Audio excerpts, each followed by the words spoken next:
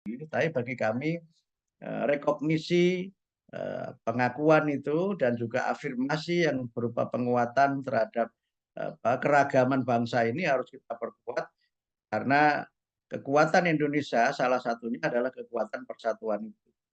Dan kita alhamdulillah oleh para pendiri bangsa diberikan sebuah warisan besar yaitu Pancasila yang mampu mempersatukan kita, mengikat kita dalam rumah besar bernama Indonesia ini dengan segala perbedaan yang kita miliki.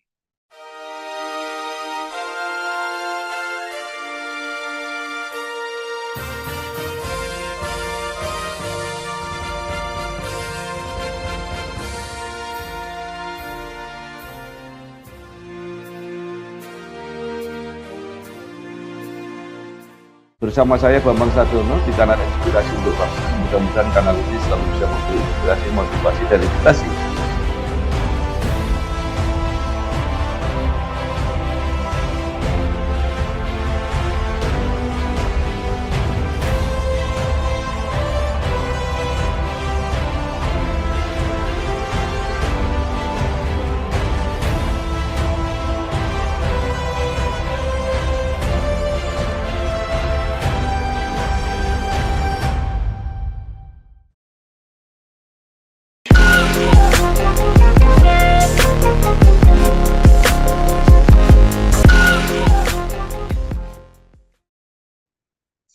Assalamualaikum warahmatullahi wabarakatuh. Salam sejahtera untuk kita semua. Bersama saya Bambang Sadono di kanal Inspirasi untuk Bangsa.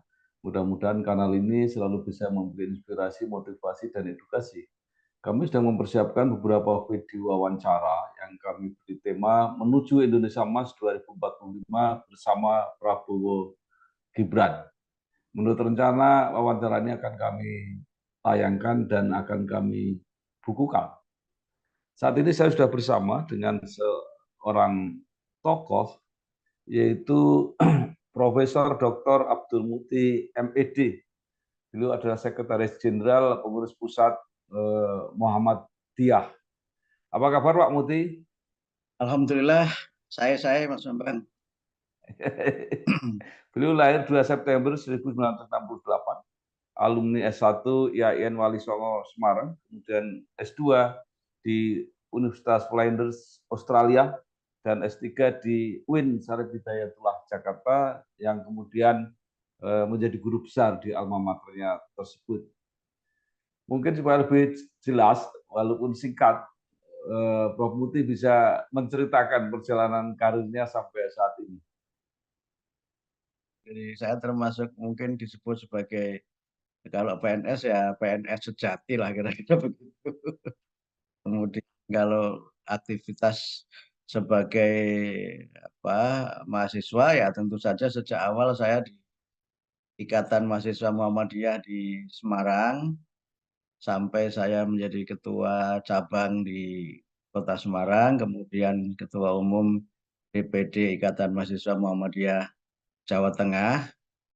Kemudian selesai dari Australia pulang sama kawan-kawan diberi amanah sebagai Ketua Pemuda Muhammadiyah Jawa Tengah. Kemudian belum selesai, masih di tengah-tengah periode diberi amanah sebagai Sekretaris Pimpinan Wilayah Muhammadiyah Jawa Tengah.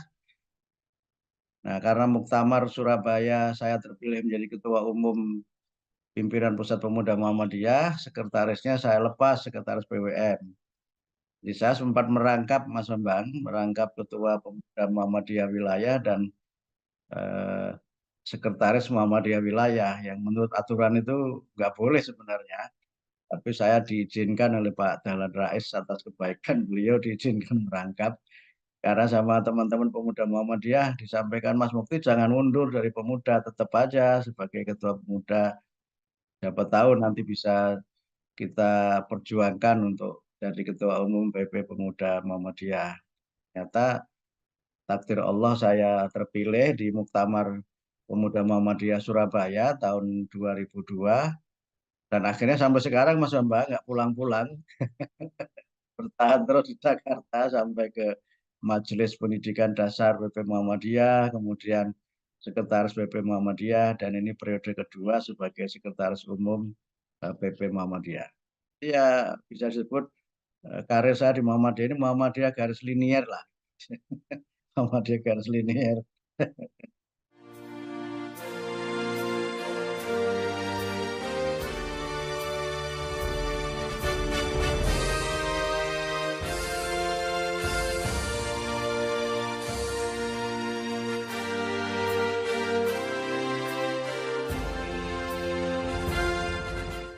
Iya, iya, iya. Baik, Prof. Eh, saya tertarik ya, kalau menjelang Pilpres 2024, itu Muhammadiyah memberi kesempatan kepada 3 calon, kalau nggak salah untuk apa sosialisasi atau untuk perkenalan di 3 kampus Universitas Muhammadiyah yang besar. Nah, ini mungkin bisa diceritakan apa maksudnya, maknanya ini. Ya awalnya begini, awalnya kan beberapa dari tim sukses, semua paslon itu berkomunikasi dengan saya untuk mau bersilaturahim. Bersilaturahim ke PP Muhammadiyah, tapi waktu itu saya mengusulkan di rapat pleno, kalau sekedar silaturahim itu tidak substantif gitu, tidak bisa menggali banyak hal dari ketiga paslon capres cawapres. Itu ya hanya istilahnya basa-basi lah gitu atau hanya bagian dari formalitas yang kita tidak bisa menggali secara mendalam apa yang mereka tawarkan untuk bangsa dan negara. Nah, kemudian yang kedua juga yang ini agak teknis ya. Kalau mereka kita terima di kantor PP itu, ya paslon itu mungkin datang hanya berapa, tapi tim hurenya itu kan terlalu banyak gitu. Sehingga ada kesulitan yang secara teknis tidak berbanding lurus lah dengan apa yang kita kita peroleh dalam konteks gagasan ya, dalam konteks gagasan atau program. Sehingga saya mengusulkan di rapat itu untuk kita undang saja mereka berdialog. Nah, sempat muncul pemikiran bertiga atau masing-masing gitu. Saya usulkan masing-masing. Sebab kalau bertiga mungkin mereka tidak bebas juga dan juga waktunya juga terbatas. Dan yang ketiga juga mungkin dialognya kurang kurang bebas gitu, kurang bebas sehingga saya mengusulkan waktu itu terpisah saja di 3 tempat yang berbeda.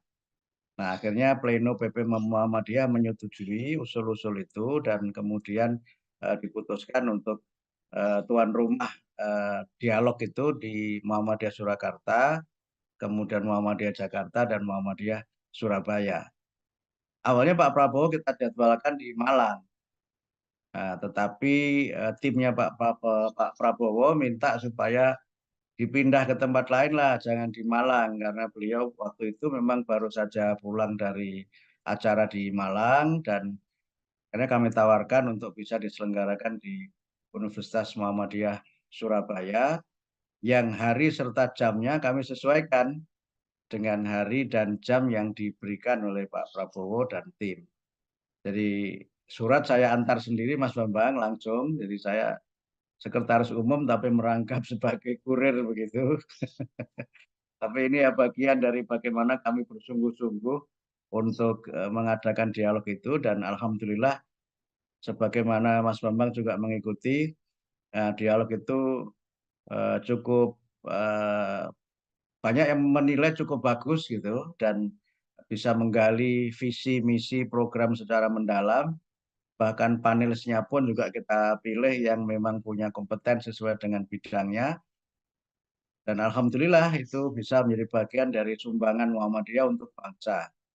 Karena dialognya kan tidak hanya terbatas bagi mereka yang hadir di 3 kampus Muhammadiyah itu, tapi juga bisa mengikuti lewat siaran televisi Muhammadiyah, lewat YouTube dan berbagai channel yang ternyata setelah saya ikuti, yang merelay itu banyak sekali ya Mas Bambang ya. Banyak yang kemudian memang ya memberikan apresiasi kepada Muhammadiyah dan bahkan kemudian ada yang mengkritik kan harusnya dialog KPU itu seperti Muhammadiyah itu kan dialog di KPU itu seperti cerdas cermat itu di mana di mana panelis itu tidak muncul kemudian pertanyaannya yang diberikan ya seperti cerdas cermat tidak bisa menggali secara mendalam, dan seperti sudah kami perkirakan sebelumnya kan, yang terjadi di KPU juga kan karena tiga-tiganya dihadirkan, maka yang terjadi kan dia ada unsur saling serang gitu ya, satu dengan yang lain, dan itu dalam konteks tertentu menurut saya kurang produktif. Nah kalau di Muhammadiyah kan karena sendiri jadi bebas saja menyampaikan. Bahkan kami manja ya Mas Bambang, waktunya itu kan satu tempat itu 2 jam, 2 jam, dan itu menurut saya mungkin bahasa Jawa itu nyegurah lah gitu. Nyegurah. Kira-kira begitu ceritanya. Sehingga Muhammadiyah ingin berbuat sesuatu untuk bangsa supaya pemilu itu lebih cerdas dan masyarakat mendapatkan gambaran secara lebih mendalam apa yang ditawarkan oleh masing-masing paslon kalau mereka diberikan kesempatan untuk memimpin Indonesia.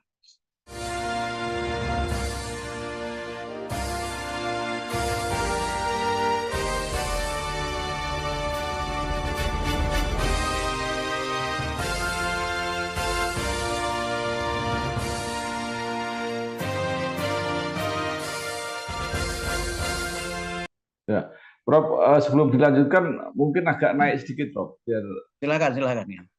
bukan Ini Prof kameranya. Muti agak ya oke bagus ya segitu. Ini ya. Oke. Ya, Ya. baik. Nah, Prof, pada waktu itu ada semboyan Muhammadiyah netral aktif. Itu Ya, betul. seluruh nasional atau hanya saya dengar di Jawa Tengah aja? Apa artinya itu? Oh, itu nasional Mas Bambang, itu kebijakan PP ya.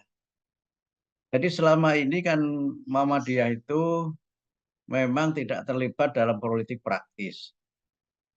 Tapi tidak berarti Muhammadiyah itu tidak terlibat dalam hiruk-pikuk politik kebangsaan. Muhammadiyah ini harus hirau terhadap masa depan bangsa dan negara. Ya, alasan subjektifnya ya Muhammadiyah ikut mendirikan rumah kita bersama yang bernama Indonesia ini. Dan yang kedua juga Muhammadiyah bertanggung jawab untuk bagaimana Indonesia yang ikut didirikan oleh Muhammadiyah itu bisa menjadi negara yang maju, berdaulat, adil, dan makmur seperti yang ada dalam pembukaan Undang-Undang Dasar 45.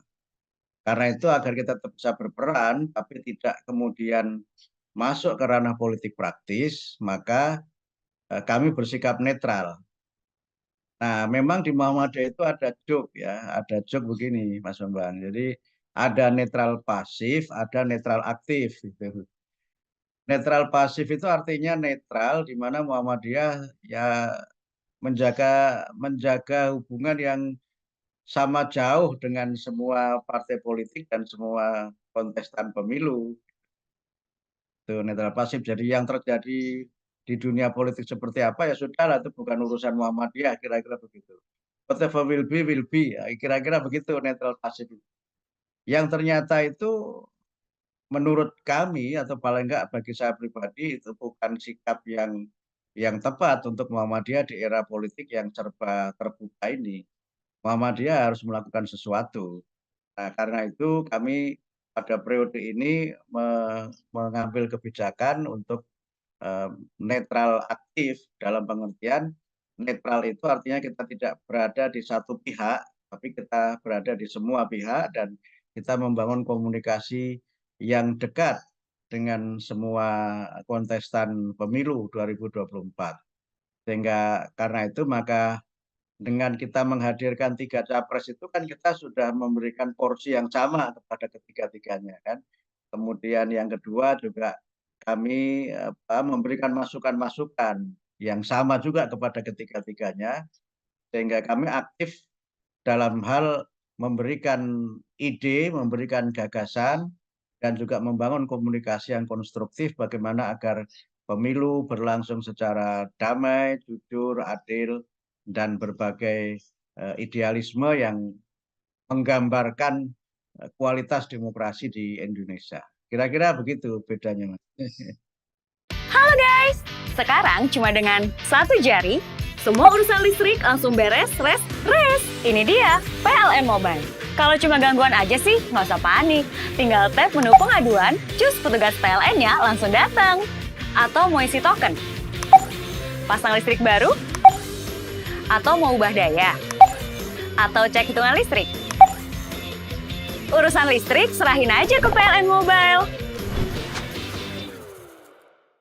Kemudian Pilpres berlangsung, termasuk Pileg, yang kelihatannya begitu keras, apalagi opini-opini di luar, jadi begitu tegang suasananya. Iya, iya, iya. Tetapi kemudian Muhammadiyah mengeluarkan statement yang menurut saya cukup sejuk, yaitu menghimbau agar apa yang menjadi keputusan KPU itu bisa diterima dengan baik dan proses-proses selanjutnya melalui prosedur yang memang sudah tersedia.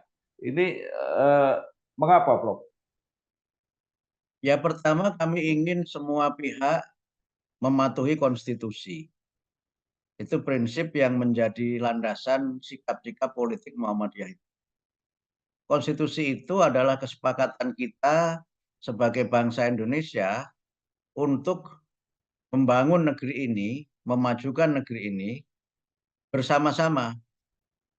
Nah, kalau konstitusi itu sudah tidak diikuti, lalu apa makna dari konstitusi itu dalam kehidupan berbangsa dan bernegara?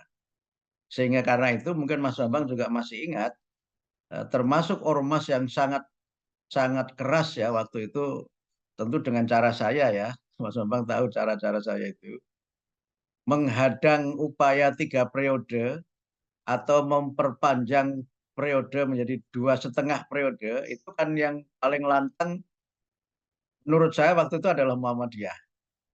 Dan kami menyuarakan itu bahkan harus berbeda pandangan dengan sahabat-sahabat dekat saya gitu.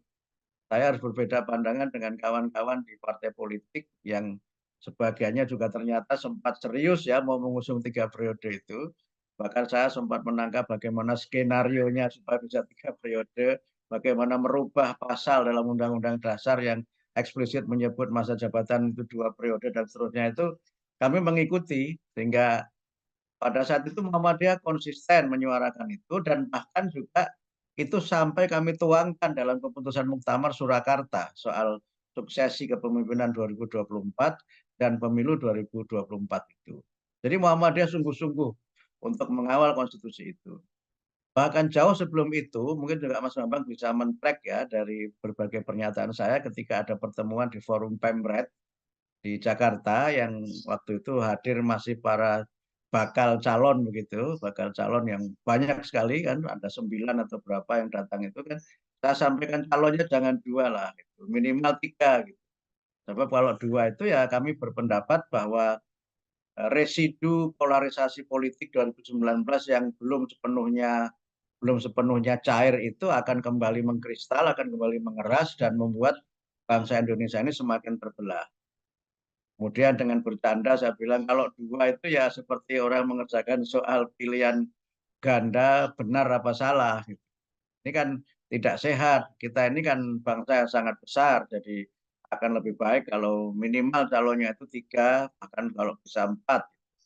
Dan itu pun kami sampaikan kepada Presiden. Waktu kami diterima Presiden menyampaikan hasil muktamar, kami sampaikan juga. Dan Presiden waktu itu juga menyampaikan bahkan mungkin bisa 4 Mas Mufti, yang bilang begitu Pak Presiden di hadapan kami di istana itu. Dan akhirnya terjadilah 3 pasang itu dan ya alhamdulillah juga ya Mas Bambang, akhirnya kan juga polarisasi politik Pilpres ini kan tidak sekeras 2019 ya. Ya, bahwa polarisasi itu ada tetap saja tetapi kan tidak sekeras 2019. Sehingga alhamdulillah ya berjalan secara aman, damai. Nah, soal hasil dan kualitas itu kan relatif ya, relatif dan secara relatif itu ya, ya apa yang menjadi pilihan dan kehendak rakyat itulah yang harus kita terima. Kalau sudah sepakat memilih demokrasi dengan proporsional terbuka seperti sekarang ya, whatever will be, kira-kira begitu. Yang mau terjadi terjadilah. Jangan kemudian karena yang terpilih itu bukan yang kita dukung, kemudian ya ada berbagai macam hal yang dianggap sebagai bagian dari kecurangan dan sebagainya. Sikap Muhammadiyah tentu jelas. Pertama bahwa konstitusi harus ditegakkan. Kemudian yang kedua, pemilu harus langsung, umum, jujur, adil, objektif gitu, dan berbagai apa berbagai sistem yang harus dikelola dan diselenggarakan sebaik-baiknya. Kemudian yang ketiga saya kira juga harus ada fairness gitu, harus ada fairness dalam pengertian kalau misalnya terpilih atau tidak terpilih ya harus fair juga. Tetapi tidak berarti kemudian semua kecurangan, ya semua dugaan pelanggaran aturan yang disinyalir oleh berbagai kelompok itu diabaikan. Semuanya juga harus tetap diberikan ruang untuk mereka melakukan hak konstitusional juga kan, melakukan gugatan di Mahkamah Konstitusi dan berbagai proses konstitusional yang memang itu menjadi jalan keluar yang memberikan kepastian politik, kemudian damai dan elegan.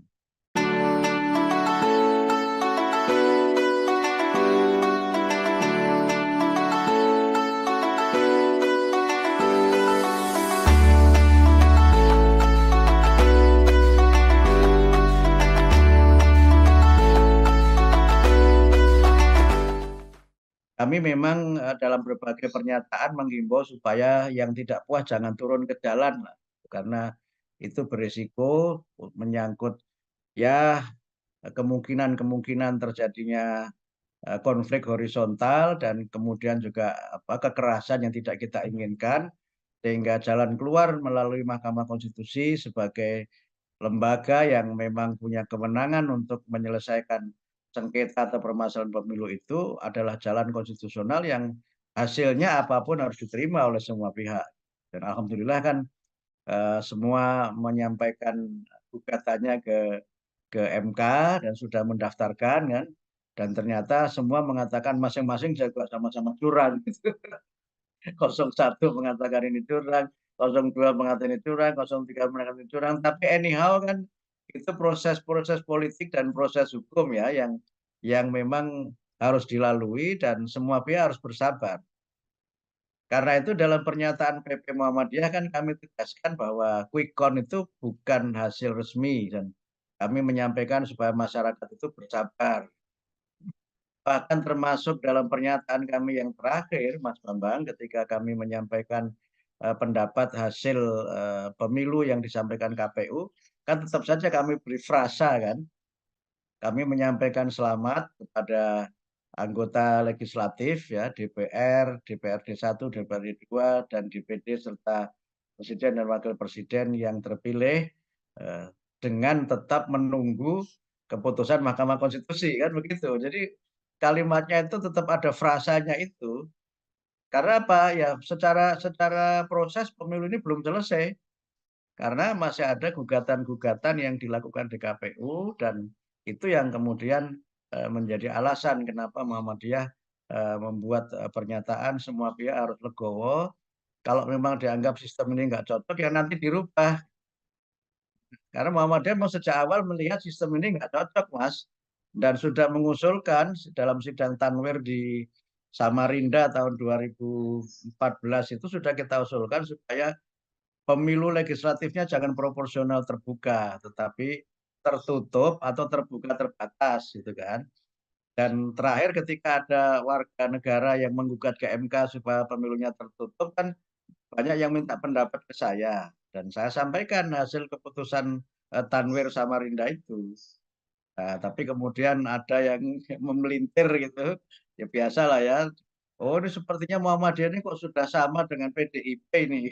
Padahal saya bilang saya tidak beropini, saya menyampaikan keputusan Tanwir.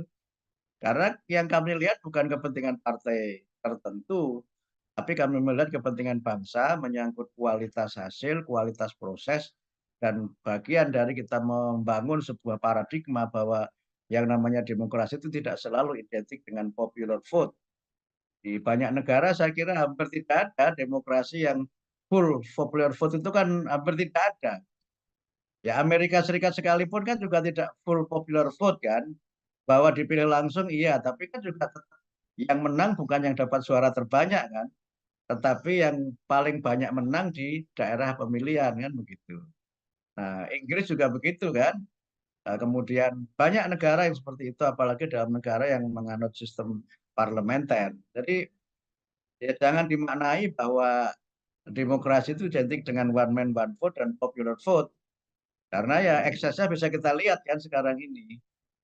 Pemilu itu menjadi 3C itu costly gitu, mahal, kemudian deadly, mematikan gitu, sama kanibal gitu kan, kanibal. Gitu. Nah itu yang saya kira tidak harus terjadi lagi di masa yang akan datang.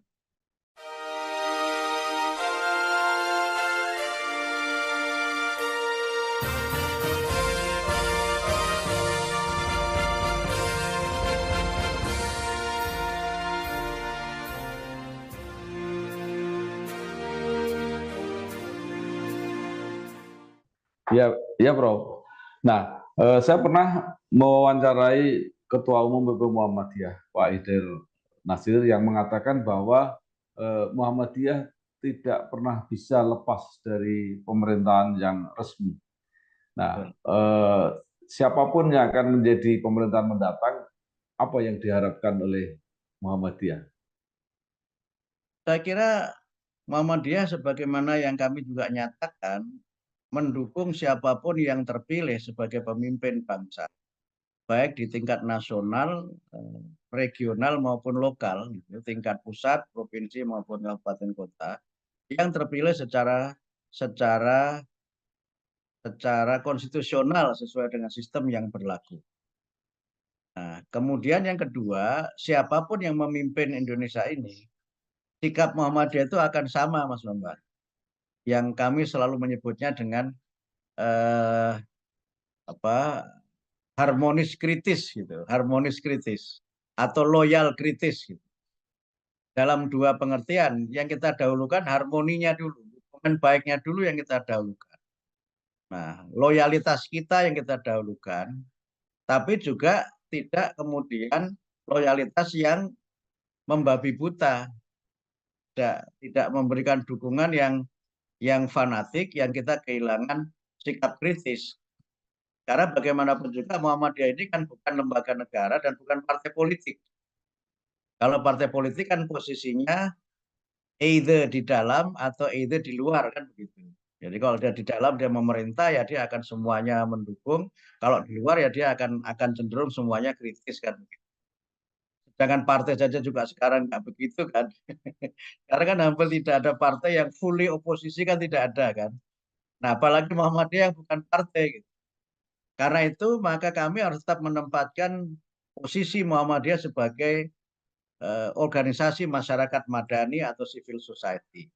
Yang diantara cirinya adalah masyarakat yang memberikan pandangan-pandangan yang bersifat kritis, pandangan yang bersifat konstruktif untuk memperbaiki jalannya penyelenggaraan negara.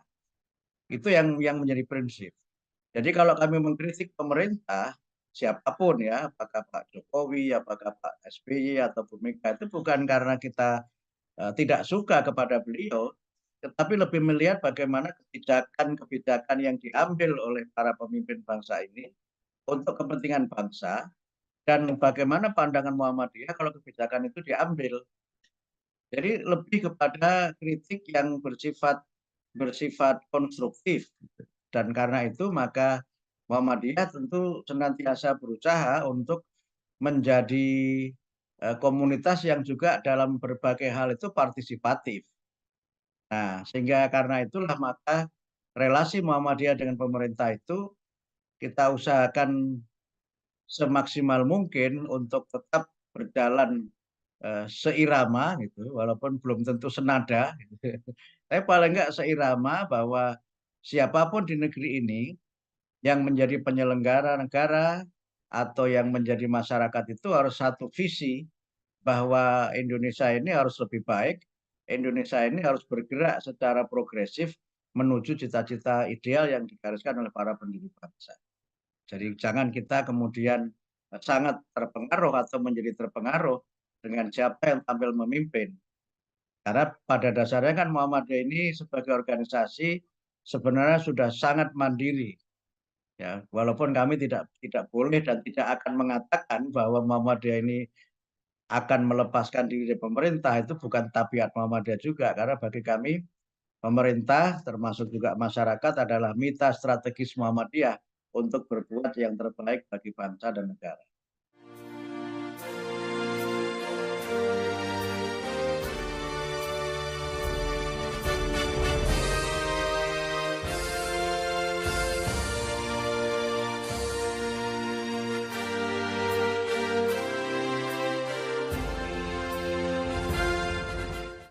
Ya.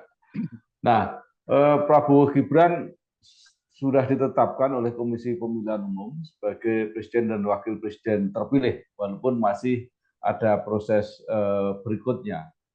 Nah, apa yang ingin disarankan Muhammadiyah supaya kalau betul-betul nanti keduanya memerintah 5 tahun ke depan akan berhasil dalam mencapai visi dan misinya? Yang jelas, pertama beliau itu harus melaksanakan amanah dengan penuh tanggung jawab. Ini nanti kalau kita baca di dalam sumpah jabatan Presiden Wakil Presiden di Undang-Undang Dasar kan sebutkan itu ya Mas Bambang ya, akan melaksanakan Undang-Undang Dasar dengan seluruh-seluruhnya dan seadil-adilnya. Itu penting itu untuk menjadi komitmen siapapun yang nanti pada akhirnya dilantik pada bulan Oktober nanti. Walaupun ya tentu saja sangat mungkin adalah Pak Prabowo dan Mas Gibran, karena KPU sudah menetapkan itu. Tentu kita harus menghormati semua proses yang berlangsung di Mahkamah Konstitusi. Kemudian yang kedua harus sungguh-sungguh melaksanakan program yang sudah disampaikan pada saat kampanye itu. Karena sekarang kita tidak punya GBHN kan, sehingga bagaimana negara 5 tahun ke depan itu ya akan sangat ditentukan oleh bagaimana para calon presiden dan wakil presiden terpilih itu melaksanakan janji-janji kampanye mereka. Nah, sekarang sudah mulai kan ramai di masyarakat, sudah ramai. Oh, siap-siap ini nanti makan siang di sekolah, siap-siap ini nanti minum susu, sebagainya gitu kan.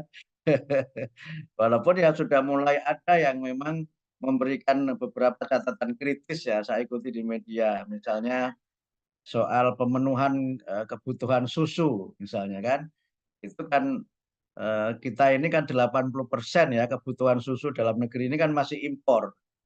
Nah, itu kira-kira gimana nanti negara mampu untuk memenuhi kebutuhan susu setelah ada susu gratis itu. Kemudian yang kedua beras juga begitu kan, kita ini kan berasnya juga masih impor. Dan kalau itu nanti diberlakukan bagaimana? Tapi juga ada yang kemudian berpendapat, ya jangan semuanya harus melihat impor dong. Itu harus dilihat dari bagaimana komitmen negara untuk memenuhi kebutuhan itu dengan meningkatkan produksi susu melalui afirmasi para peternak, ternak apakah itu sapi atau kambing. Susu kan tidak harus selalu dari sapi kan. Kemudian bagaimana, ya dulu istilah lama ya Mas Bambang, intensifikasi, ekstensifikasi pertanian, sehingga kita bisa menjadi negara yang swasembada beras gitu, atau swasembada pangan gitu. Jangan sampai kemudian nanti gara-gara program, jangan-jangan ini makan siangnya itu tidak nasi tapi singkong gitu. Karena Pak Iya, Prabowo, karena ya, Pak Prabowo baik, suka Bro. nanam singkong gitu misalnya, Iya, atau jagung iya, misalnya. iya, iya, Bro. Nah, menurut Muhammadiyah, masalah-masalah apa bagi negara atau bangsa Indonesia ini yang memang memerlukan penanganan mendesak 5 tahun mendatang? Saya kira ada 4 area ya yang memang harus menjadi prioritas itu. Yang pertama adalah kualitas sumber daya manusia. Harus kita akui bahwa Indonesia ini masih sangat jauh tertinggal dibanding negara-negara tetangga sekalipun yang dulu belajar dari Indonesia dari sisi kualitas sumber daya manusianya. Ya, indeks pembangunan manusia Indonesia ini kan masih tertinggal di bawah misalnya Vietnam, Thailand dan sebagainya kan. Padahal Indonesia dulu leading pada sisi itu. Sehingga sumber daya manusia ini adalah aktor penting, subjek utama yang akan menentukan Indonesia masa depan. Ada yang bilang 2045 itu jangan-jangan bukan Indonesia emas, tapi Indonesia cemas gitu. Kalau SDM-nya tidak unggul, kalau sumber daya manusianya tidak berkualitas. Era ke depan adalah era kualitas, bukan lagi era kuantitas. Tapi akan bisa menjadi hebat kalau kuantitas itu memang disertai dengan kualitas.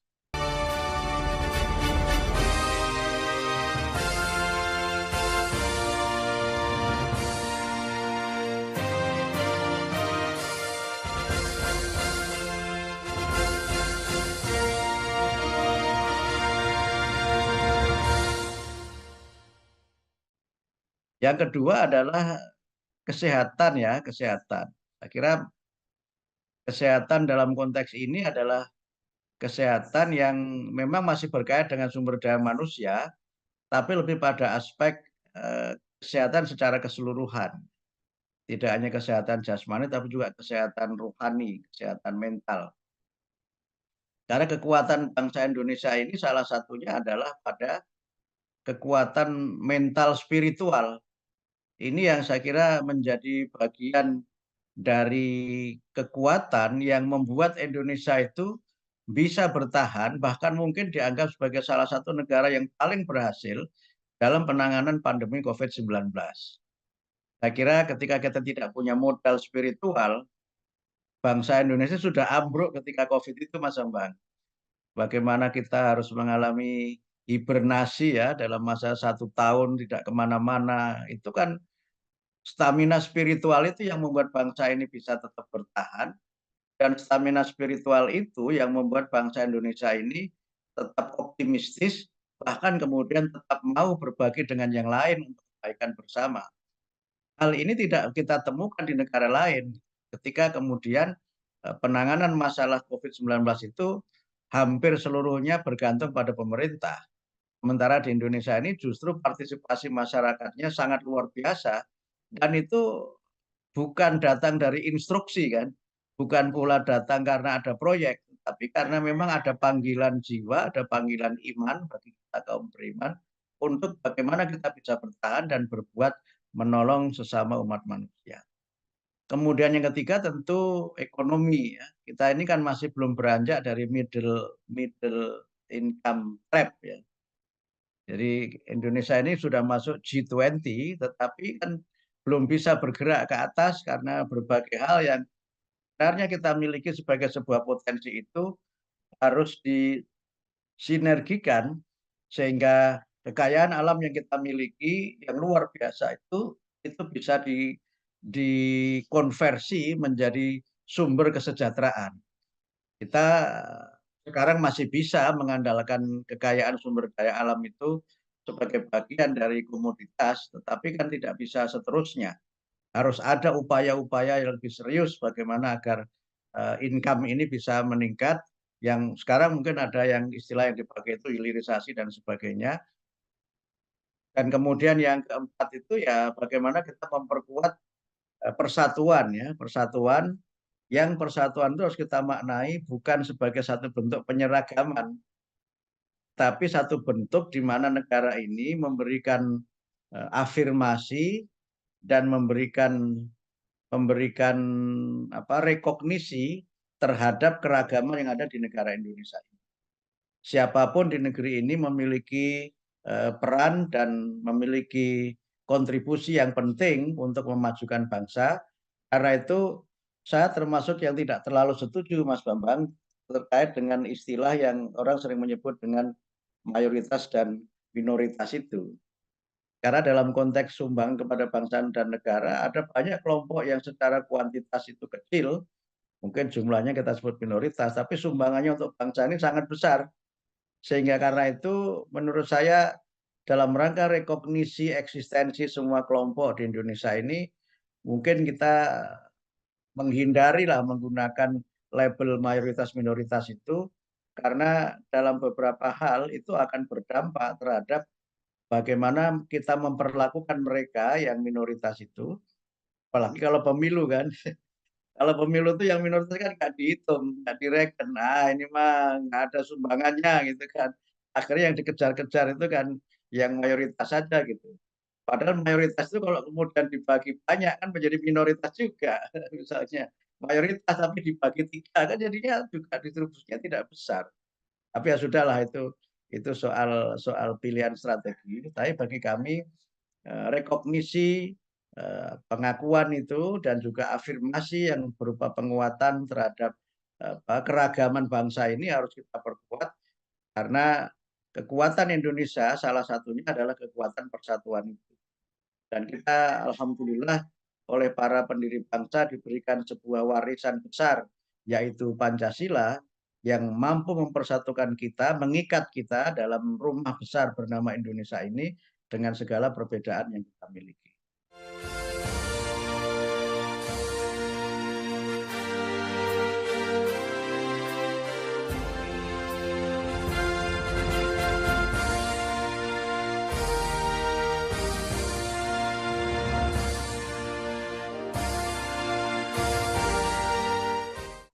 Ya, baik, Prof.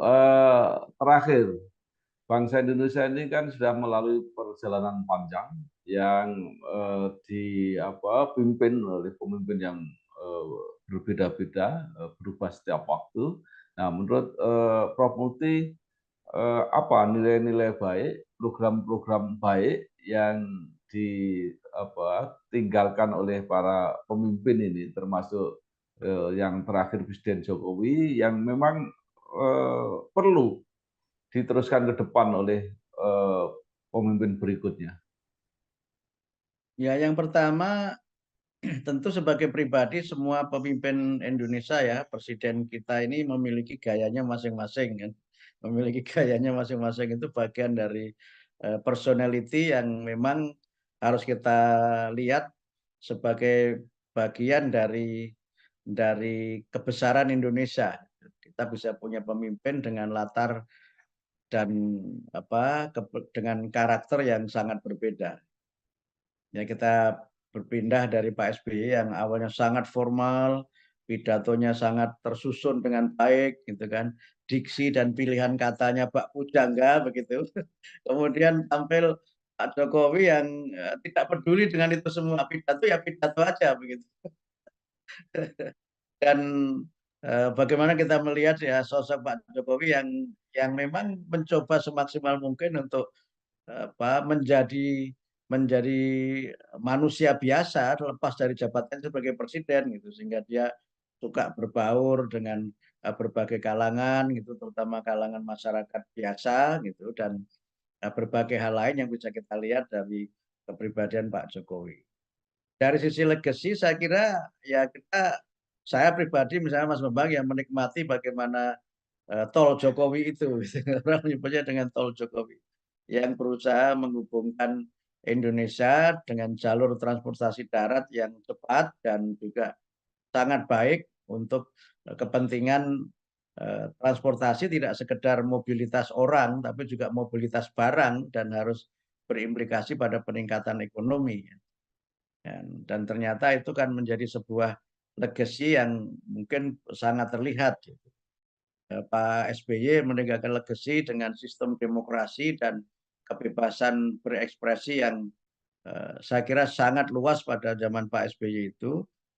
Dan kemudian kita lihat Pak Jokowi ini memang dalam beberapa hal, sebagaimana kita baca dari lembaga-lembaga internasional kan indeks demokrasi kita memang menurun. Indeks persepsi korupsi kita juga bermasalah gitu sehingga ini memang menjadi catatan dari pihak-pihak tertentu yang semuanya tentu ada plus minusnya. Sehingga karena itu maka kalau saya pakai kaidah PK itu Mas Bambang ya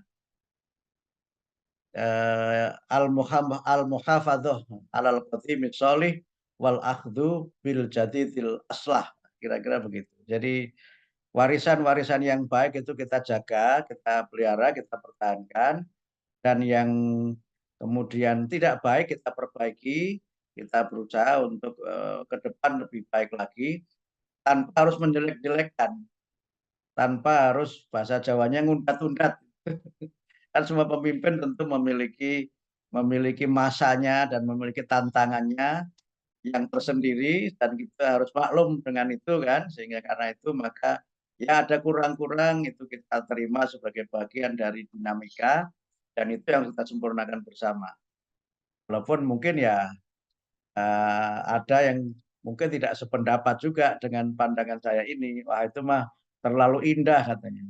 Ya kalau tidak terlalu indah, apa yang kita cari dalam hidup ini? Yang kita cari kan yang indah-indah. Masa kita mau cari yang bubrah gitu.